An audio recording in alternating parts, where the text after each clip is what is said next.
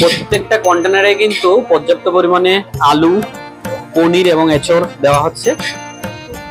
আগত ভক্তবৃন্দরা এবং কাস্টমাররা যাতে না ঠকেন সেদিকে কিন্তু লক্ষ্য রাখা হচ্ছে। 2 পিস করে পনির, 3-4 পিস করে এঁচড় এবং সয়াবিন তো আনলিমিটেড আছেই। আলু কয় পিস করে দিচ্ছেন বউ? 1 পিস করে।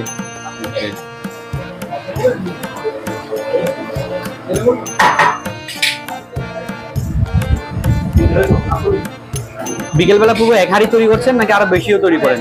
আচ্ছা, 1 হাঁড়িতে কত কন্টেনার পর্যন্ত আপনাদের বিরিয়ানি হয়?